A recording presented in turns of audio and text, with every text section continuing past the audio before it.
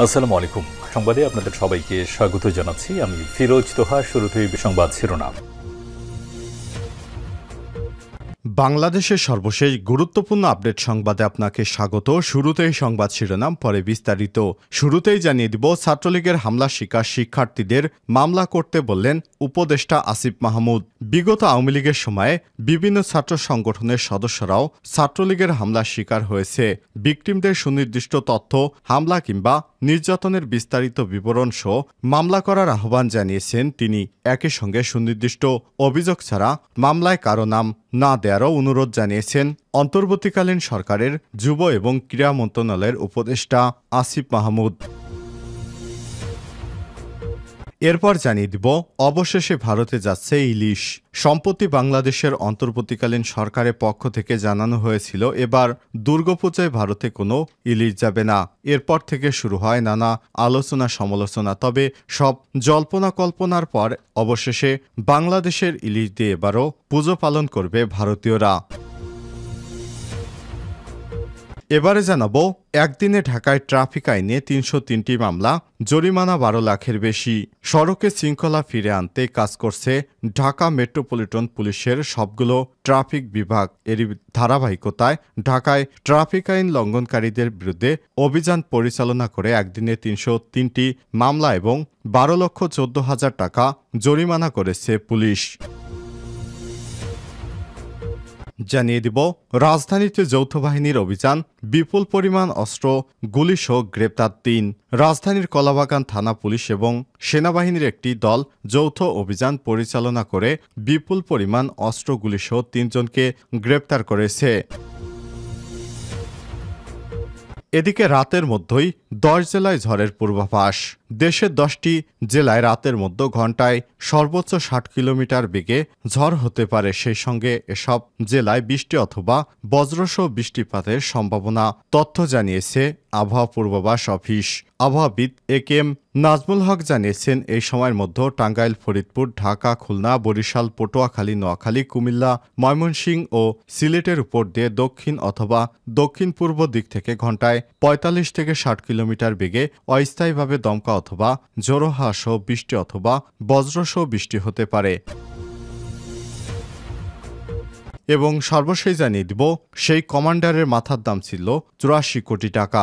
লেবাননে ইসরায়েলি হামলায় নিহত হিজবুল্লাহর অপারেশন কমান্ডার ইব্রাহিম আকিলের মাথার দাম ছিল $7 মিলিয়ন। বাংলাদেশি টাকায় তা দাঁড়ায় 83,67,58,447 টাকা। আকিল ছিলেন যুক্তরাষ্ট্রের মোস্ট ওয়ান্টেড সন্ত্রাসীদের তালিকায়। দীর্ঘদিন ধরে তাকে হত্যা বা গ্রেপ্তারের চেষ্টা করা হচ্ছিল। রয়টার্সের প্রতিবেদনে বলা হয়, 1983 সালে বৈরুতে দুটি ট্রাক বোমা হামলার জন্য আকিলকে দায়ী করা হয়। সর্বশেষ গত 20 তারিখে ইসরায়েলের হামলায় এই কমান্ডারের মৃত্যু হয়েছে।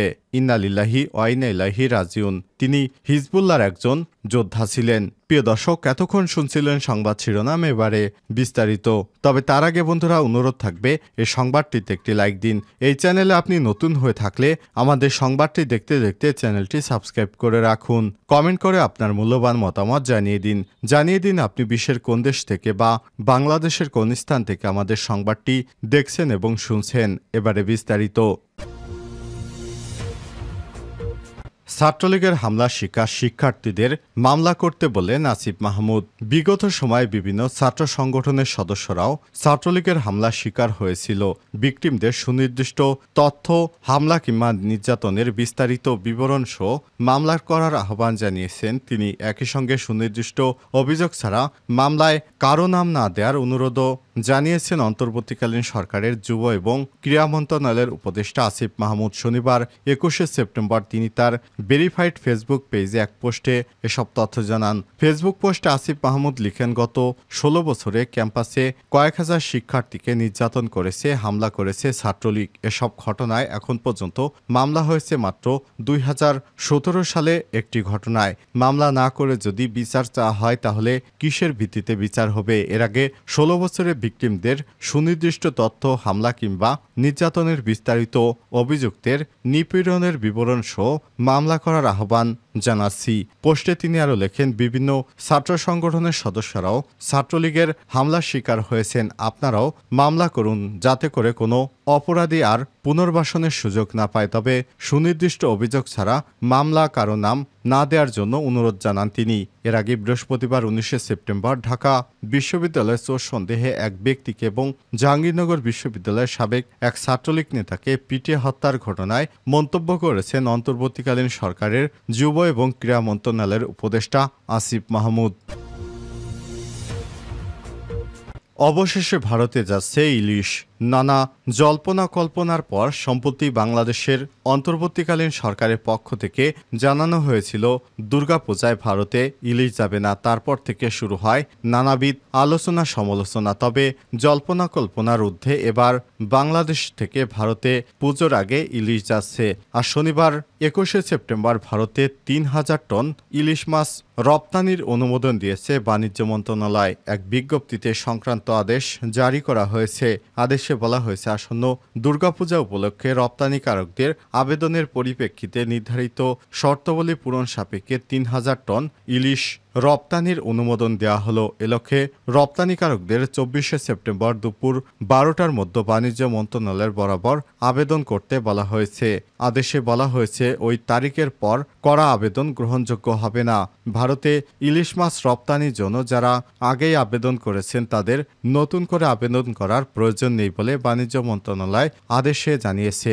নতুন সরকার ভারতে ইলিশ রপ্তানি করবে কিনা এ নিয়ে বেশ কিছুদিন ধরে আলোচনা চলছিল।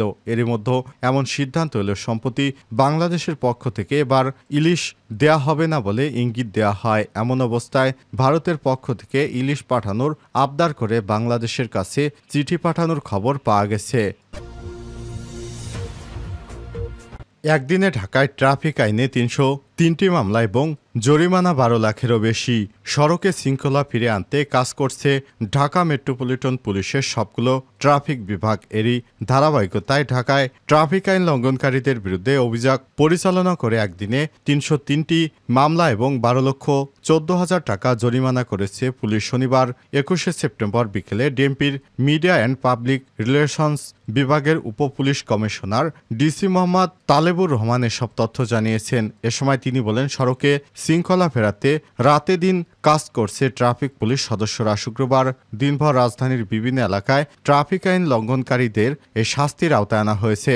এছাড়াও অভিযানকালে 32টি গাড়ি ডাম্পিং এবং 20টি গাড়ি রেকার করা হয়েছে। সড়কে শৃঙ্খলা ফেরাতে ট্রাফিক আইন লঙ্ঘনকারীদের বিরুদ্ধে অভিযান অব্যাহত থাকবে বলেও জানান ডিএমপির এই কর্মকর্তা। রাজধানীতে যৌথ অভিযানে বিপুল পরিমাণ অস্ত্র, গুলিসহ গ্রেপ্তার 3।